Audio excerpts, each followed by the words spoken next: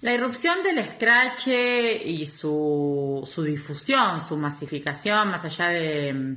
el impacto que en esto tengan las redes sociales y las tecnologías y el poder de amplificación de todas esas herramientas, me parece que se explica sustancialmente por el hecho de haber tomado una noción, digamos, densa, bastante inscripta corporal y emotivamente respecto de las implicancias de vivir atravesados y mediados por culturas que han hecho del silencio una posibilidad de la violencia, ¿no? Digamos, o de una posibilidad de estas violencias naturalizadas, que cuentan también con una socialización sexogenérica en la que en nombre del recato y la protección de nuestra intimidad hemos sido ancestralmente invitados a guardar en nuestra esfera íntima cuestiones que tengan que ver con daños sexuales, con violencias sexuadas, como si la reparación o la responsabilidad se jugara más en evitar la difusión de haber sido objeto de una agresión de esas características que en la responsabilidad de quien comete hechos de esas características. Se me ocurre que en ese punto otra variable explicativa, además de este proceso social que es el feminismo y que puede definirse también como un movimiento masivo de reapropiación de la voz y de la palabra, es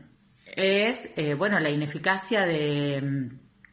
los mecanismos institucionales, pero también el reverso de ese silencio en el que hemos sido entrenadas, que es la complicidad y el no involucramiento, digamos, una especie de no te metas amplio, estructural, que también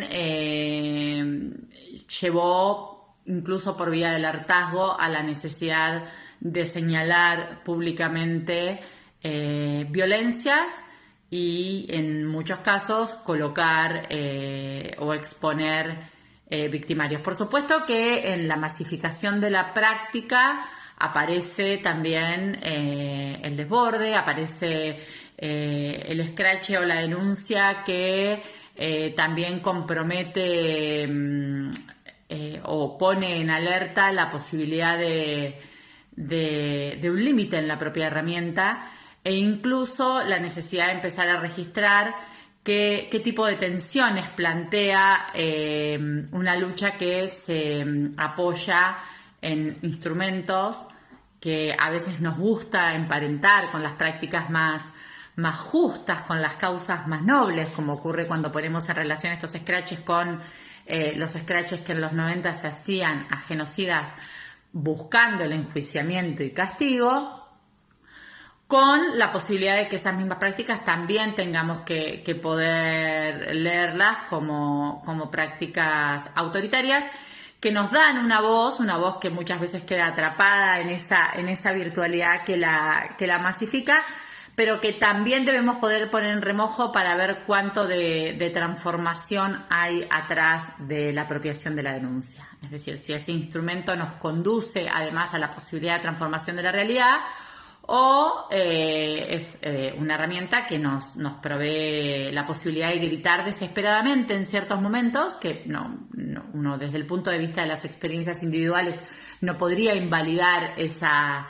potencia, pero sí tenemos que poder releer colectiva y políticamente los límites de las herramientas que utilizamos. Y sobre todo, como he dicho muchas veces, me parece que ha habido en muchos casos un uso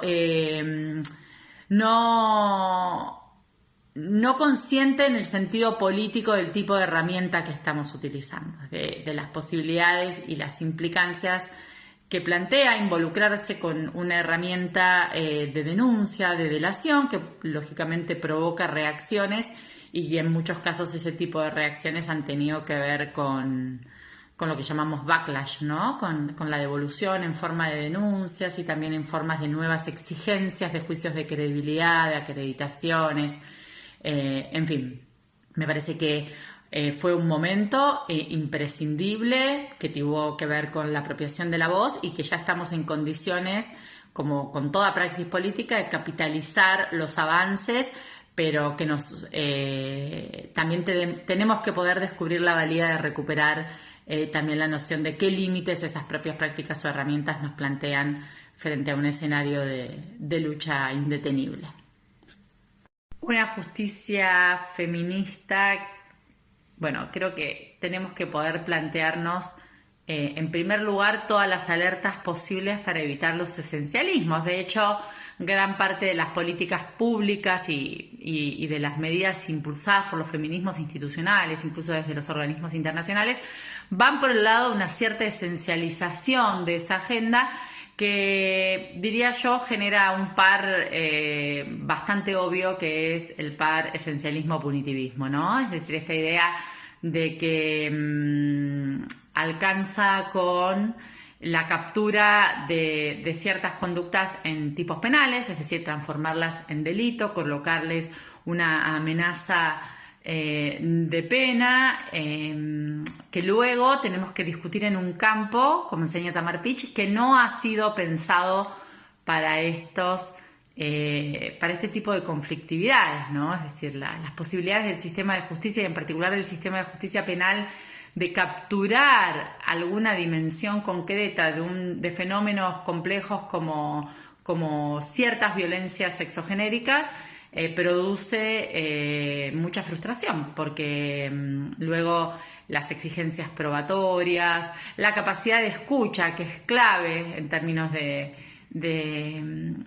la percepción de reconocimiento y justicia, se encuentran bastante a menudo en entredicho en las estructuras y en las dinámicas tradicionales, digamos, de nuestros sistemas de justicia. Me parece que las claves para pensar son, entonces, huir de las tentaciones esencialistas, y me refiero con esto a medidas concretas como fueros especiales, agotar todo en la dinámica de las burocracias hiper especializadas, que muchas veces solo se reducen a puertas específicas de atención, pero de ninguna manera a institucionalidades a la altura y de los conflictos con los que van a tener que lidiar. Me parece que otra clave es poder leer con mayor claridad qué es lo que se demanda cuando se denuncia un hecho de violencia. Los sistemas de justicia están preparados, obviamente, en el caso de la justicia penal, para responder determinando si ha habido un hecho delictivo o no, y en su caso aplicar un castigo. En general, cuando volvemos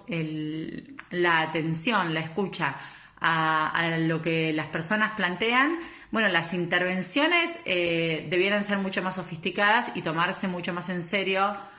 dos nociones que en el sistema penal son absolutamente abstractas: la responsabilidad y la reparación. Es decir, poder pensar en una justicia feminista implica un compromiso activo con la escucha, con la responsabilidad y con la construcción de respuestas más concentradas en la reparación, y que por lo tanto permitan poner en entredicho esta relación nada natural, fuertemente ideológica, históricamente construida y por lo tanto pasible de ser deconstruida, que es la relación entre responsabilidad y castigo penal.